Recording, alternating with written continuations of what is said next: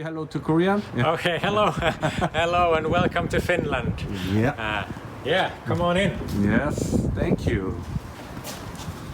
Oh man. So I'm Tom Stenback, and this is my small workshop here at my home. So yeah, welcome. We step into a small showroom. This is kind of where play my basses and where we do testing and listening to the basses. Is this testing room? Yeah, well, I mean, all of it is testing room, but so that's just a rig I had for a long time, and I just know exactly how that one sounds. So it's. So this I have some wood storage up there and way further back there, and prepared wood, and if you see here behind you, this is kind of the main woodworking area. Working area. I mean, I do most everything by hand, but some people already watching your video in YouTube. Okay. Include portal video. And very impressive point is when some guy asking your resonance metal. You quickly in video you quickly cutting some metal and give some guy. So that is very impressive. Okay. Well, that's it's kind of a very kind of. I like to work organically and be able to control all aspects of the process, and that is just a small part of the process, and but it's of course very visual, and you can see when I attach something to the bass, but it's the similar kind of philosophy throughout the instrument. So this is it's now a kind of in a mock-up stage. I'm just fitting pieces to it. I have done the initial kind of fitment and neck angle adjustments, and so the strings has been on and off many times, and I've listened to the bass how it responds, and so it's tweaking and now going on to the next part of the process. So and there you can see the rack of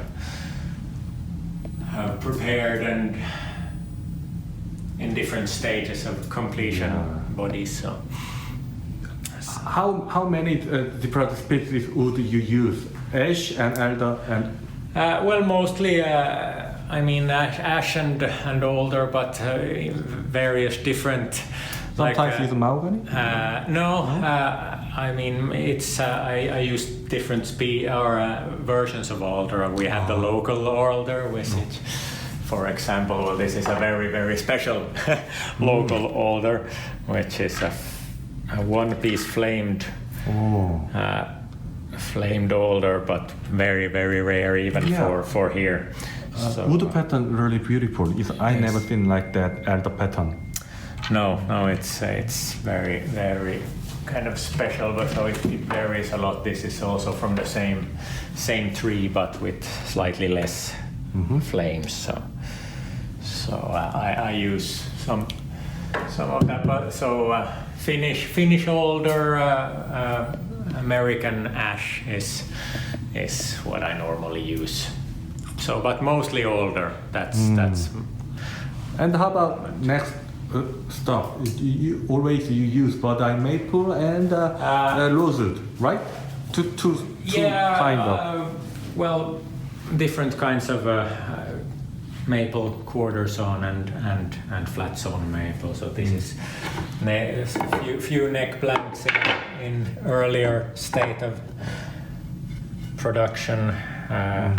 These are cut and then left to acclimatize for quite some time, and before I interesting. If you don't mind, explain to this hole. It's for thrust rod. Yeah, this is the thrust rod channel, which is a curved channel, and this is 4-string neck. So and this is for graphite stiffening or carbon fiber stiffening in the joint area of the neck. For strength. Yes, for various reasons, but in the 4 strings predominantly to strengthen the joint area and see to it so it won't get a bump in the end of the neck further down the line, in 15-20 years or so, which is fairly normal on vintage instruments. So. Yeah. And so this is basically just kind of wood, which is in preparation.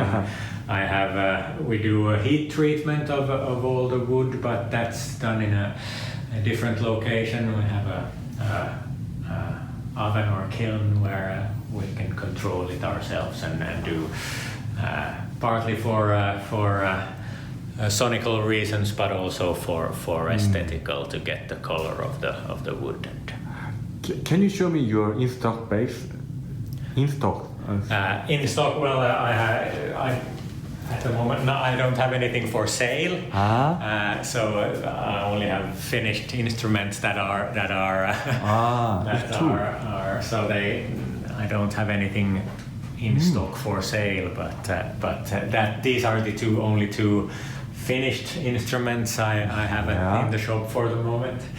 Because normally they leave the shop very, very quickly after they finished. So but this one actually just has. Don't know if that's gonna have a pickguard or not.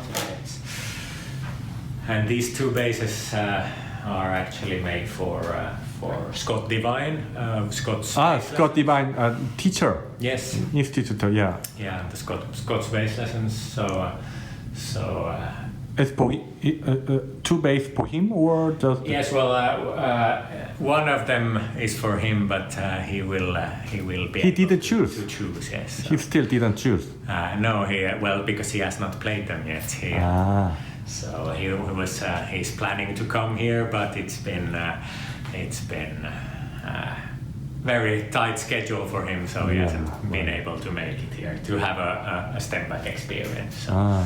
Okay. So, can Pilar the move? Yeah. So it's the shin bone, like the front of a moose, and also in a way very, very ethical, because in Finland moose population needs to be controlled, so we don't have traffic accidents and stuff like that.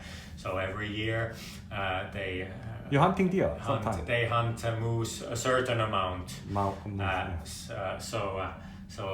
I have a good friend who is a hunter, and he brings me the moose, and I prepare them and hand cut the bone myself. So. Okay. To make. Yeah. So the moose bone, it has it's very good properties for making nuts. It's hard, but it's also it almost has its own lubrication. It glides, strings glide well in it, so it's very durable and nice to work. It's also very beautiful, I think, and makes for a very, very good nut. Yeah, very, very interesting. I normally my business partner, like Stenback or Malo, their bass use a gel flat, so they don't need a bone nut. Yeah. Because gel flat, but you need always you need good nut material, because you and I also think it fits very well within the rest kind of my philosophy. Also with the hardware and everything, I really like to keep everything local, so I can go to the shop and discuss with them, and so it's again very controllable in my. So I kind of know everything about what goes into my instruments. I have some questions, so can we sit someplace and making more?